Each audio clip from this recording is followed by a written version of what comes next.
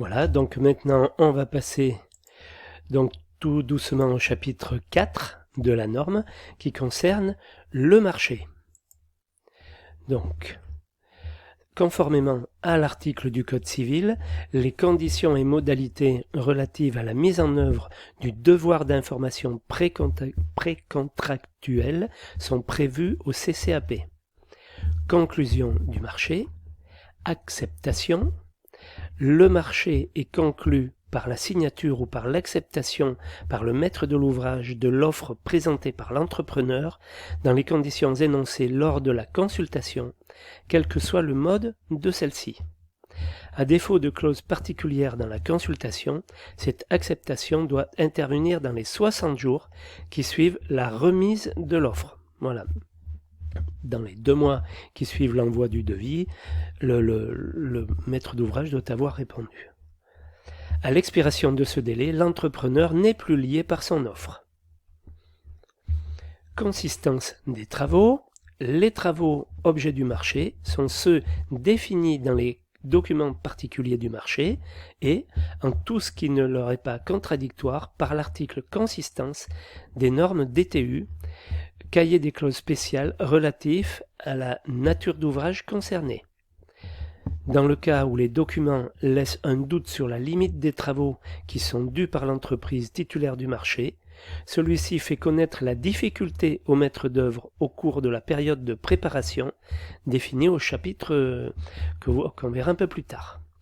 Le maître d'œuvre fixe la limite et détermine l'entrepreneur qui exécutera les travaux. S'il y a omission et que les travaux sont attribués à l'entrepreneur titulaire du marché, ils feront l'objet d'une rémunération supplémentaire fixée par avenant. Dispositions concernant les réservations et autres interfaces. Sous réserve des cahiers des clauses spéciales et à moins que les documents particuliers du marché en disposent autrement, les dispositions ci-après sont applicables. Chaque entrepreneur fait connaître en temps utile aux autres entrepreneurs les réservations, attentes et autres dispositions diverses nécessaires à la réalisation de ses propres travaux. Chaque entrepreneur doit la réalisation des réservations, attentes et autres dispositions nécessaires aux autres entrepreneurs. Les entrepreneurs qui auront négligé de faire connaître en temps utile leurs besoins ou auront fourni des indications erronées supporteront la charge de la réalisation de ces réservations. Les réservations d'un corps d'État qui n'aurait pas été en mesure de fournir ces réservations en temps utile, parce que nommées tardivement, par exemple, seront réalisées d'eux-mêmes, mais seront à la charge du maître de l'ouvrage, à moins qu'elles n'aient été incluses dans son marché de travaux.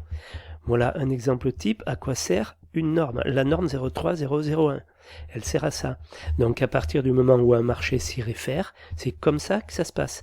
Donc ça limite quand même beaucoup les conflits.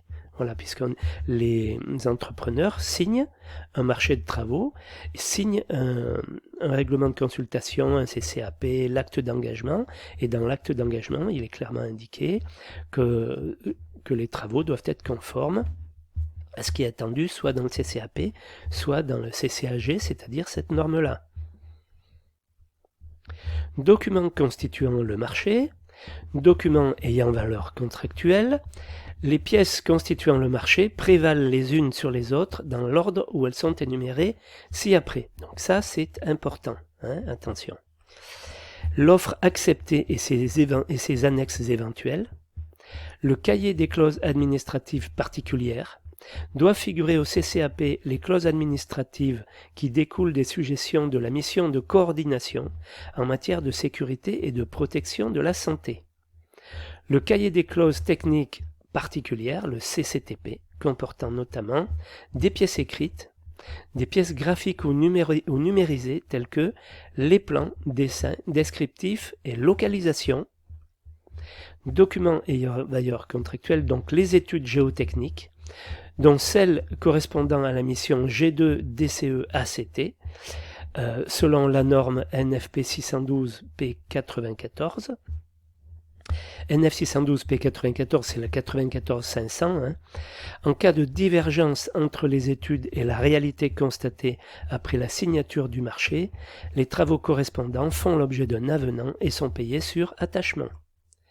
L'ensemble des déclarations de projets de travaux, DT, effectuées par le maître de l'ouvrage et des réponses, récépissés, notes et plans qu'il a reçus des exploitants d'ouvrages en service, ainsi que, le cas échéant, les résultats des investigations complémentaires qu'il a ordonnées au stade du projet conformément à la réglementation pour localiser précisément les réseaux existants se trouvant à proximité des travaux à réaliser.